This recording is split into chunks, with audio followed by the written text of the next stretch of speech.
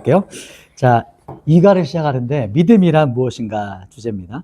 이렇게 토익 부분 질문이 지상 최고의 선물이 무엇인가, 교회에서 가장 많이 쓰는 말이 뭘까요? 이렇게 질문하시면서 이렇게 예화로 들어가시면 됩니다. 예화를 읽었다가 보고요. 쭉 넘어가서 자, 예화 끝날 때 보면 이제 이렇게 이게 세 가지 한번 이야기해 주시면 되는데요.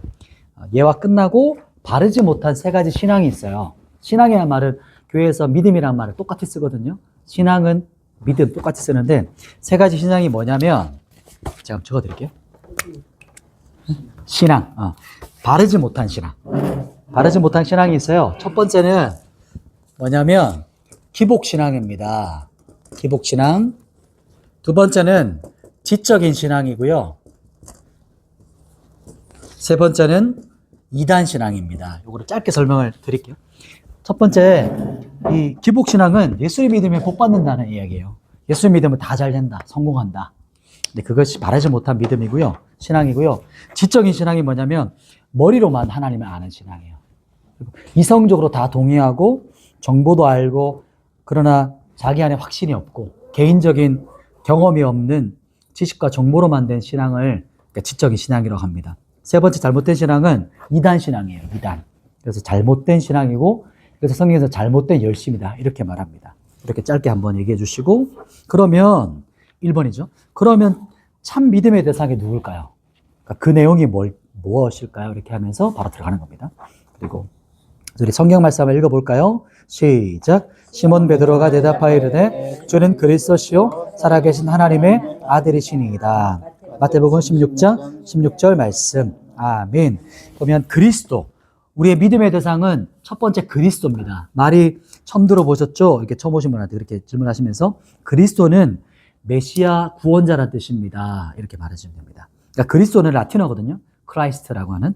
그래서 그리스도는 성경의 메시아, 이제 히브리어죠. 메사야라고 하는 메시아 구원자이십니다. 메시아라는 뜻은 이제 설명해 주는 거예요. 메시아라는 뜻은 기름 부음을 받은 자라는 뜻이에요. 이제 구약적인 사고가 좀 필요하긴 한데 이렇게 반복해서 하다 보면 이제 이분도 나중에 이해하실 거거든요. 알게 됐거든요. 메시아는 기름 부음을 받은 자라는 뜻입니다. 기름 부음을 받은 자라는 뜻입니다. 여러분을 위해서 제가 짧게 메모해 드릴게요. 기름 부음을 받은 자라는 뜻은 구약에 세 가지 사람, 세 분이 있는데 직분이 구약에 제사장, 그다음에 선지자, 왕이 있습니다.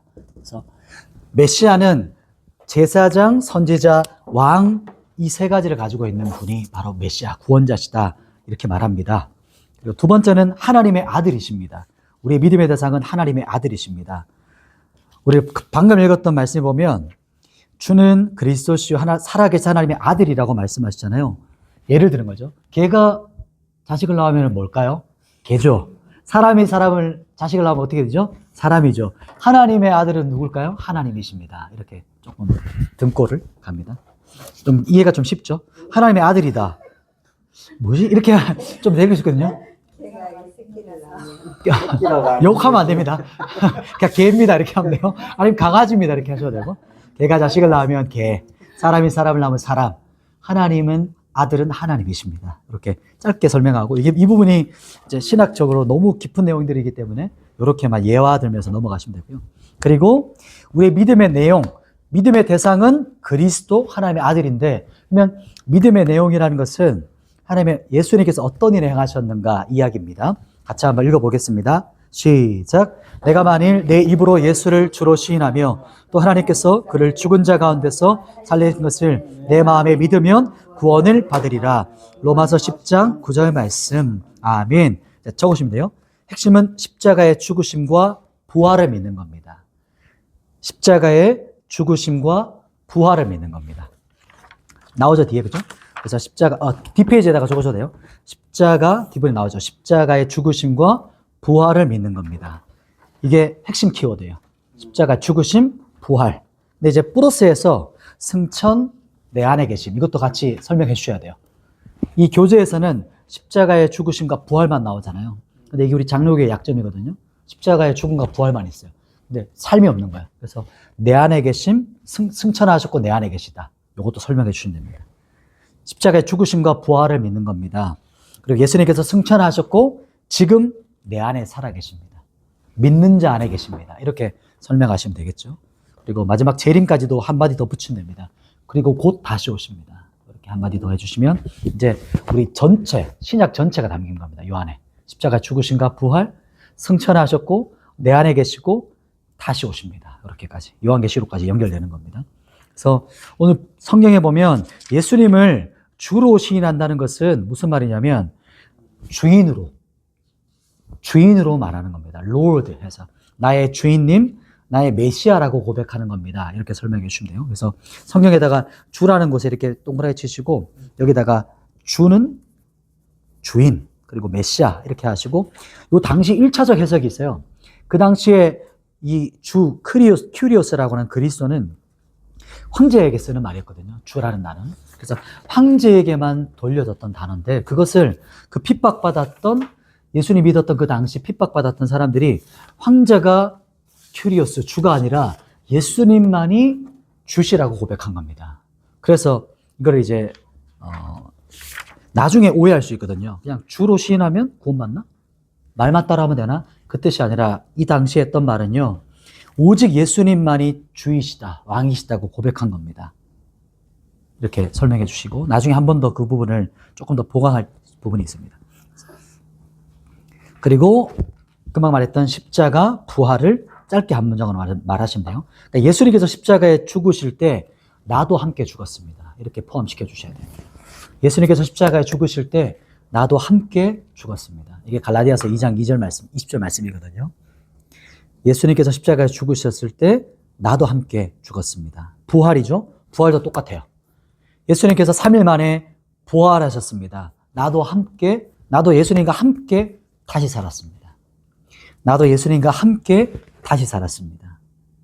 그래서 이 부분이 빠져지면 개인적인 신앙이 이제 연결이 안 되거든요. 그래서 이런 부분으로 우리가 보강시켜줄 부분이 있는 것 같아요.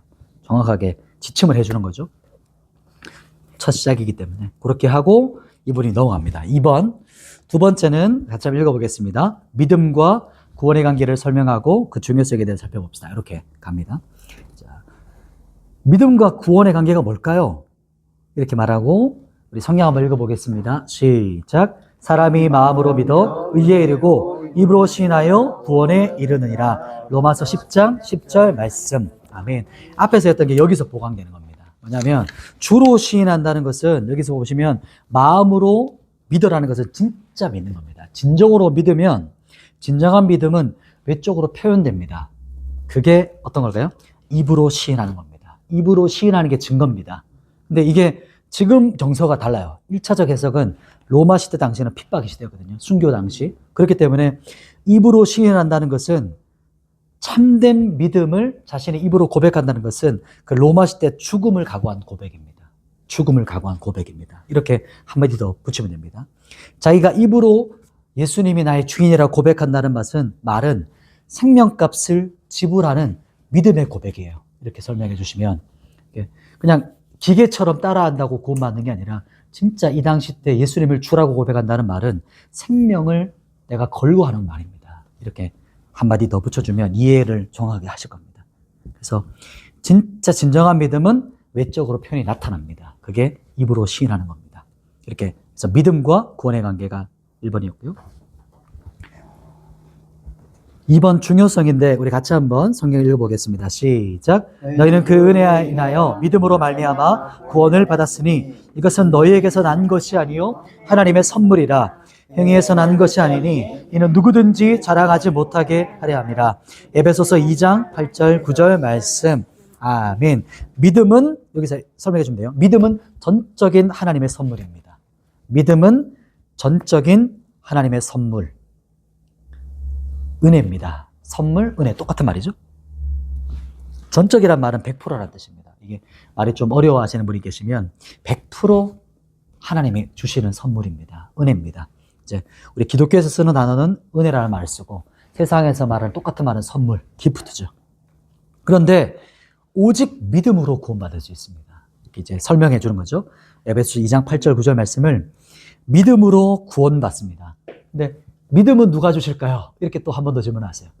이 믿음도 하나님이 우리에게 주십니다. 이렇게 말씀해 주십니다. 이게 장로교회 가장 뼈대가 되고 기초가 되는 이 교리거든요. 그래서 믿는 자에게 구원을 주시는데 그 믿음조차도 하나님이 우리에게 주시는 선물입니다.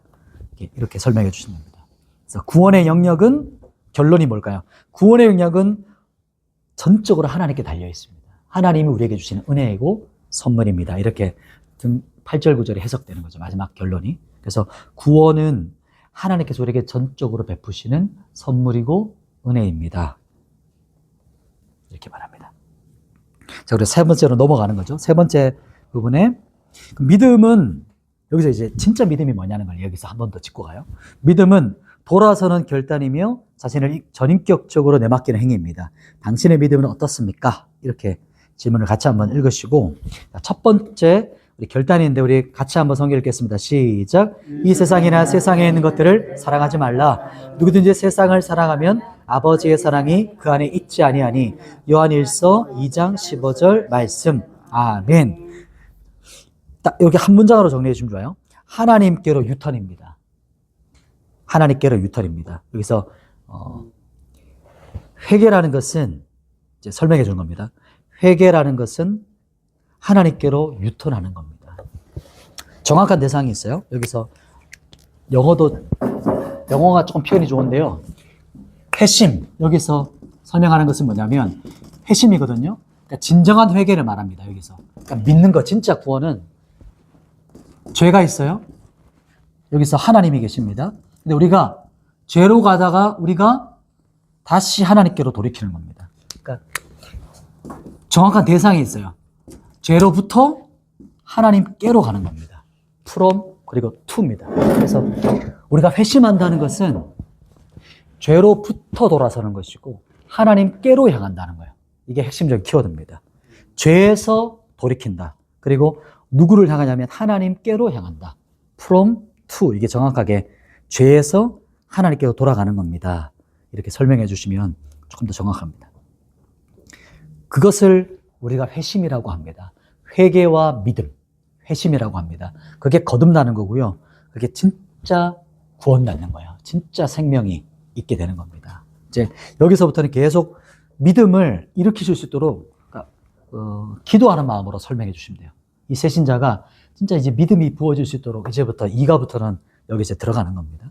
자, 그리고 두 번째는 위탁입니다. 위탁 한번 성경 한번 읽어보겠습니다. 시작. 예수께서 그를 보시고 이르시되 재물이 있는 자는 하나님의 나라에 들어가기가 얼마나 어려운지 낙타가 바늘기로 들어가는 것이 부자가 하나님의 나라에 들어가는 것보다 쉬우니라. 누가복음 18장 24절에서 25절 말씀. 아멘. 위탁은 예를 들면 우리가 수영하는 거 있죠. 이렇게 설명해 줍니다. 수영할 때 우리 몸을 물에다가 맡기는 겁니다. 우리 몸을 완전히 물에다가 의탁하는 겁니다. 그게 진짜 믿음입니다. 예를 들어주는 거죠. 그래서 수영 배울 때 우리가 제일 먼저 필요한 건 물에 우리를 의탁하는 거잖아요. 내 몸을. 그런 것처럼 우리의 모든 힘을 빼고 물에 맡기는 겁니다. 이게 신뢰 관계입니다. 신뢰. 하나님을 온전하게 신뢰하는 거. 그래서 하나님께 이것만은 맡길 수 없어요 라고 생각하는 그것을 하나님께 맡기는 겁니다. 이렇게 설명해 주시면은 짧게 끝나겠죠. 그래서 믿음을 이렇게 위탁이라고 여기서는 표현하는 거죠. 위탁한다. 의지한다. 그래서 완전히 나를 맡겨드리는 거. 그래서 수영을 조금 예를 들면 좋더라고요. 나를 완전히 맡기는 거. 의지하는 거. 그리고 네 번째. 수영 못하는데요? 이 부분 우리가 아무리 설명을 해도 하나님이 허락하지 않으시면은 그 자리에서 선택될 수 없는 부분이기 때문에. 근데 이제 그 부분을 이제 우리가 믿음은 들으면서 나거든요. 그래서 계속해서 알려주시면 그런데 이과 자체에서는 그게 일어나기가 있을 수도 있지만 그렇죠, 있을 수 있죠. 그 얘기 주시지 뭐지 않나요? 아니 제가 얘기할 때 제가 자신 있게 얘기를 못해요. 그러니까 이제 그렇죠. 해서 믿음을 이렇게 하는 거고. 그렇죠, 믿음으로 했는데 우리도 믿음을 하는 거죠. 그래서 그 삶을 그렇지, 우리 연약함이 있죠. 저희도 못 맡기니까. 맞아요, 그럴 수 있습니다. 근데 우리 연약하지만 근데 이제 정확한 이야기를 해줘야 되는 거죠. 저도 못 맡기니까 이렇게 근데 이제 그렇게 또 해주셔야 돼요. 왜냐하면 우리 방향성이기 때문에 우리도 맡기길 원하잖아요. 그러니까 이렇게 하는 겁니다. 마음이 생길 수도 있거든요. 그래서 어떻게 하시는 거예요? 이제 왜냐하면 교회 안에서 그렇게 행복한 모습을 자꾸 보여질 거거든. 그렇죠. 그 눈에, 성도들. 근데 그 부분이 마지막 5가 때 또 나와요. 그런 부분이 나올 때 어떻게 할 것이냐, 어떻게 설명할 거냐 또 나오겠습니다. 자, 그렇게 하고요. 이제 또 4번을 넘어갑니다. 4번. 4번을 같이 한번 읽어볼까요? 시작. 참 믿음을 소유한 자가 누릴 축복은 무엇입니까? 이제 진짜 믿게 되면 우리에게 주어지는 축복이 있어요. 이렇게 설명하면서 첫 번째는 기쁨과 평강을 누리게 됩니다. 우리 성경 말씀 읽어보겠습니다. 시작. 소망의 하나님이 모든 기쁨과 평강을 믿음 안에서 내게 충만하게 하사 성령의 능력으로 소망이 넘치게 하시기를 원하노라. 로마서 15장 13절 말씀. 여기서는 짧게 이게 다 이해하실 거기 때문에 짧게 얘기하셨네요. 천국에 대한 소망이 가지게 돼요. 기쁨이 우리에게 있게 됩니다. 이렇게 한마디 하시고 거의 그대로거든요. 그리고 두 번째는 기도의 응답입니다. 이렇게 설명하시면 됩니다. 기도의 응답 같이 읽어보겠습니다. 시작. 너희가 기도할 때에 무엇이든지 믿고 구하는 것은 다 받으리라 하시니라. 마태복음 21장 22절 말씀. 아멘. 기도 응답의 축복이 있습니다. 근데 여기 한 가지 또 뒤에 덧붙여 주셔야 돼요. 기도가 모두 다 예스만은 아닙니다. 그 예스가 있고 노가 있고 웨이트가 있습니다. 이렇게 설명해 주셔야 돼요. 예스가 있고 노가 있고 웨이트가 있습니다. 한번 적어드릴까요? 기도 응답에는 무조건 예스만 있는 게 아닙니다. 기도는 하나님께서 예스, 그래. 그 다음에 노도 하나님의 응답이고 기다려라. 웨이트도 하나님의 응답입니다. 그리고 뭐 네 번, 다섯 번째도 있긴 하지만 아직은 아니야. 뭐 너의 영역이야. 이런 것도 있지만 일단 세 가지가 핵심적인 키워드입니다. 하나님께서 아니라고 하시는 것도 기도 응답입니다. 기다리라는 것도 응답이십니다. 이렇게 한마디 더 해주셔야 나중에 조금 오해하실 수, 아닐 수 있으니까 한마디 더 해주시면 되겠습니다. 기도 응답의 축복이 있습니다. 세 번째는 하나님 앞에 당당히 나아갈 수 있습니다. 그러니까 우리가 성경에서는 보통 담대히 나아간다. 이렇게 하는 말이에요. 우리 성경 한번 읽겠습니다. 시작. 우리가 그 안에서 그를 믿음으로 말미암아 담대함과 확신을 가지고 하나님께 나아감을 얻느니라. 에베소서 3장 12절 말씀. 아멘. 우리 하나님 아버지께 언제나 어떤 상황에서나 담대히 나아갈 수 있는 축복을 얻게 됩니다. 특권을 얻게 됩니다. 이렇게 요 문장 거의 비슷하게 연결해서 말씀해 주시면 됩니다. 네 번째 축복은 신앙생활의 승리입니다. 말씀 읽겠습니다. 시작. 모든 것 위에 믿음의 방패를 가지고 이로써 능히 악한 자의 모든 불화살을 소멸하고. 에베소서 6장 16절 말씀. 이렇게 말씀하시고 예수님께서 모든 승리를 이루셨고요. 그 승리가 우리의 승리가 되는 겁니다. 예수님 우리의 대표자시고 먼저 승리하셨기 때문에 그 승리가 우리의 승리가 됩니다. 우리에게 그게 축복이 되는 겁니다. 그래서 이 땅에서 우리가 믿음으로 이기고 승리할 수 있도록 주님께서 축복해 주십니다. 이렇게 말해 주시면 이제 여기까지가 1가보다는 좀 짧죠, 그죠? 다행히 1가는 엄청나게 많은 구원에 대한 내용들이 예수님 기독론이랑 구원론이 같이 있기 때문에 핵심적인 내용들이 많아서 조금 깁니다. 2가는 좀 적당하죠, 그래요? 그래서 이렇게 끝이 나고요. 그리고 한번 여기서 점검해 주는 게 필요해요. 숙제를 내주시면 한번 물어봐 주세요. 그러니까 막 볼펜 들고 이렇게 체크한다는 느낌이 아니라 한번 물어봐 주십니다. 성경 한번 읽어보셨어요? 성경 요즘 어디 한번 읽고 계세요? 이렇게 질문하면 요즘 성경 지금 요한복음 3장쯤 읽고 있어요. 그러시구나. 요한복음 3장 16절 읽어보셨어요?